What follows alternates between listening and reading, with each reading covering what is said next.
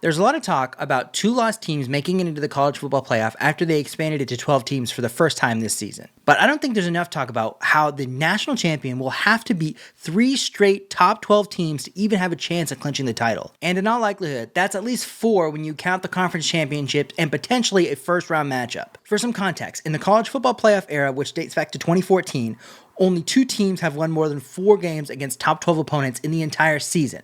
You had Georgia in 2021 who had 5, but one of those was against Kentucky, who had to vacate all their games that season for recruiting violations. And then you had LSU in 2019 who had 7. And I think you can chalk that up to Ed Orgeron selling his soul to some Cajun voodoo witch who read him his fate by shaking up a bag of bones and pouring them out on a table. Go Tigers! Me, I sold my soul for YouTube, but the devil's about to give it back because it's not going so well. So please like and subscribe because I do not want that shit back. I don't want to do it if Diddy did it. Damn it, what didn't Diddy do? But that's for the whole season. And when you look at it, only 4 teams even had a chance to have a 3-game winning streak at the end of the season against top 10 opponents. You had Alabama in 2017, who lost to number 6 Auburn in the Iron Bowl and didn't even play for the SEC championship. Somehow they still qualified for the playoff and ended up winning the championship that season. You can also throw in the 2021 Georgia Bulldogs, who we previously talked about, who actually lost to number 3 Alabama in the SEC championship that season, still qualified for the college football playoff, and ended up getting the revenge against Alabama in the CFP championship that year. But only those 2019 Tigers and the 2020 Alabama Crimson Tide actually pulled off the 3-game winning streak against top 12 opponents en route to the national championship. An honorable mention is Michigan from last season, who won 3 of their last 4 games against top 4 opponents, only broken up by the Big Ten championship against Iowa, who was number 16 at the time. So, if you clinch a top 4 seed and a first round bye this season, you will have to pull off what only 2 champions in the last decade of the 4-team college football playoff have been able to do. To add on to that, you'll have to win 3 straight games on neutral sites. The quarterfinals, which would be the first round for these top 4 teams, could be set at the Fiesta Bowl, the Peach Bowl, the Rose Bowl, and the Sugar Bowl. If you advance to the semifinal, that will be held at the Cotton Bowl and the Orange Bowl, and the national championship will be held at Mercedes-Benz Stadium in Atlanta on January 20th, 2025. To go along with those 3 straight neutral site games, all 4 of the major conferences will be holding their conference championships also at a neutral site. The Big 12 will be at the AT&T Stadium in Dallas. SEC will be at that same Mercedes-Benz Stadium in Atlanta. ACC will be at Bank of America Stadium in Charlotte, which is the ACC, a major conference. And the Big 10 will be at Lucas Oil in Indianapolis. So with a prerequisite of earning one of those top 4 spots, being you must be a conference champion, we're looking at the national champion having to play at least 4 straight neutral site games in order to clinch the championship. So with that all set up, I want to look at some of the more unlikely scenarios that could come into play this season. There are 5 conferences that play their championship game at the number 1 seed's home stadium.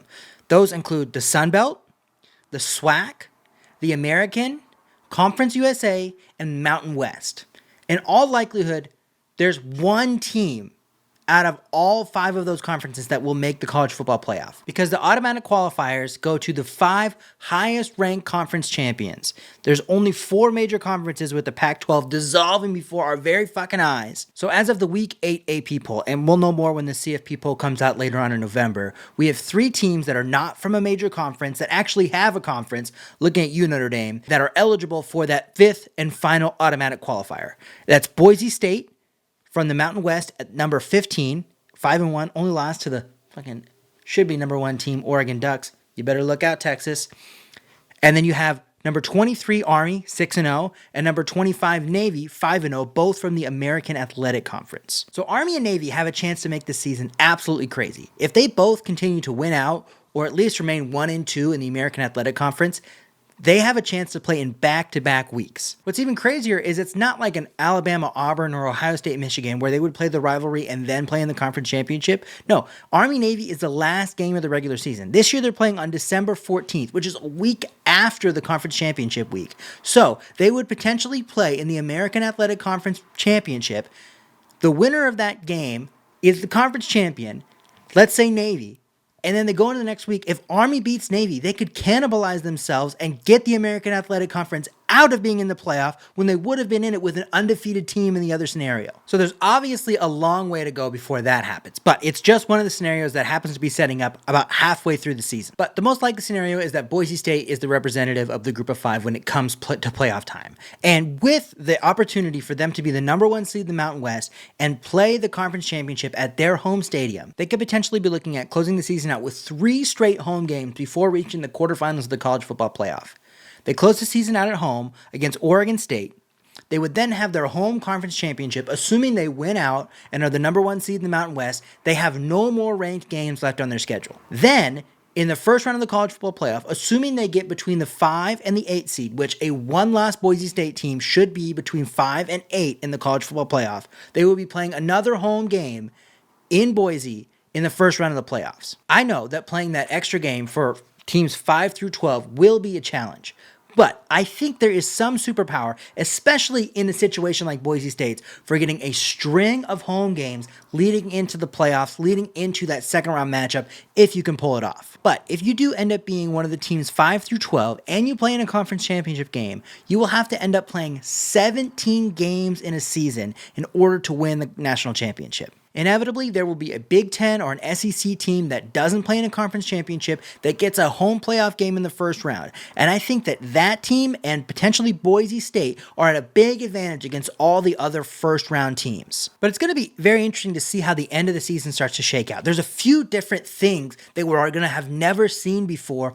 kind of colliding. We talked about that Boise State scenario. We've seen once a team not play in the conference championship and make it into the college football playoff with the 4-team setup. We are inevitably going to see that this year.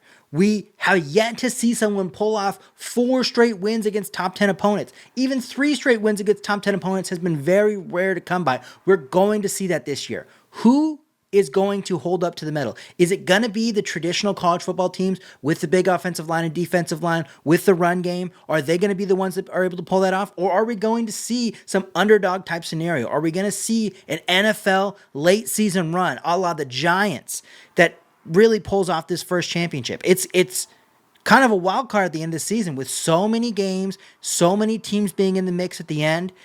It's going to be very, very interesting to see how it all shakes out, what trends we see from this first season, and how teams game the system as we get further and further down the line. Thanks for watching that video. I hope you liked it. Make sure you like and subscribe. If you did like it and you'd like to see more of my videos, you just can't get enough, you little slut. On this side here, we're going to have my video from last week about Reggie Bush suing USC. Up here, we're talking about the Vikings and if they have a chance to win the Super Bowl this year.